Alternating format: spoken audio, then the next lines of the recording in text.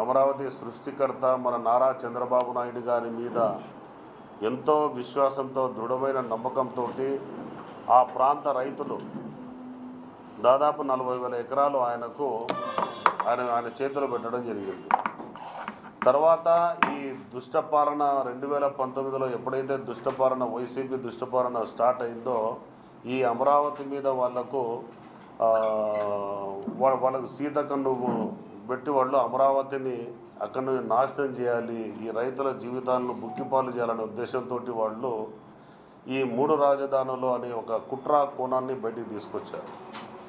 ఈ క్రమంలో అప్పటి మండలి చైర్మన్ మన గౌరవనీయులు అహ్మద్ షరీఫ్ గారు ఆ రోజు ఈ 3 రాజధానుల బిల్లును ఆయన ఈ దాదాపు 40,000 ఎకరాల రైతులకు నష్టం జరుగుతుందనే ఉద్దేశంతో ఈ యొక్క ప్రాంతంలో అమరావతి ప్రాంతంలో ఎంతో నమ్మకంతో విశ్వాసంతో భూమి చంద్రబాబు నాయుడు గారి మీద నమ్మకంతో రాజధాని కోసం ఇచ్చిన భూమిలో వాళ్ళు చిన్న చిన్న కట్టడాలను సైతం పడగొట్టి ఇక్కడ రాకుండా చేయాలనే ఉద్దేశంతో వాళ్ళు ఏదైతే దుష్ట పన్నాగం పన్నారో ఆ పన్నాగాన్ని పారనీయకుండా తెలుగుదేశం పార్టీ మీద ఎంతో గౌరవంతో గత 44 సంవత్సరాలుగా మచ్చ లేకుండా ఆయన తెలుగుదేశం పార్టీలో కొనసాగుతున్నటువంటి గౌరవనీయులు పెద్దలు అహ్మద్ షరీఫ్ గారి మీద ఎన్నో వాళ్ళు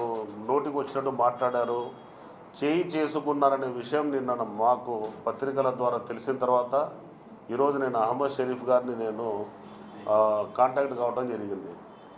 ఆయన పేరు ఒక మంత్రి ఆయనను నోటికి వచ్చిన పదజాలంతో కులం పేరుతోటి ఆయన దూషించడం జరిగిందంట. తర్వాత ఆయన మీద చేయి కూడా చేసుకోవడం జరిగిందంట. ఆయన చెప్పడానికి కూడా వెనకాడుతున్నాడు.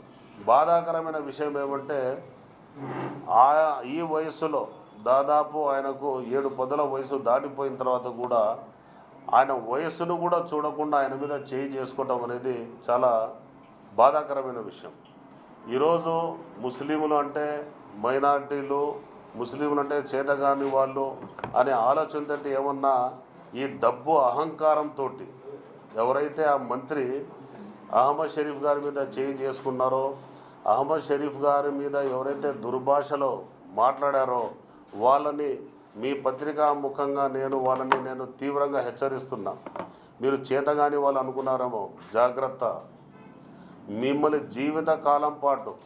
జీవితకాలం పాటు మిమ్మల్ని రాజకీయాలలో ఎదగనీయకుండా తొక్కి వేసే శక్తి మాకుంది, జాగ్రత్త. లక్షల కోట్లు మా దగ్గర ఉన్నాయని చెప్పేసి విర్రబీగుతా మీ కళ్ళు నెత్తికెక్కి మీరు చాలా అహంభావంతో మీరు 2019 నుంచి 2024 వరకు మీరు చాలా చాలా చాలా ఘోరాలు చేశారు. మీరు ఒక మైనార్టీ నేత, ఇంతవరకు ఒక మచ్చలేని నాయకుడు అహ్మద్ షరీఫ్ గారి మీద మీరు ఇటువంటి ఆయన మీద ఇటువంటి సంఘటన జరిగిందంటే మేము ముస్లిం మైనార్టీ నాయకులందరూ కూడా తీవ్రంగా ఖండిస్తున్నాం.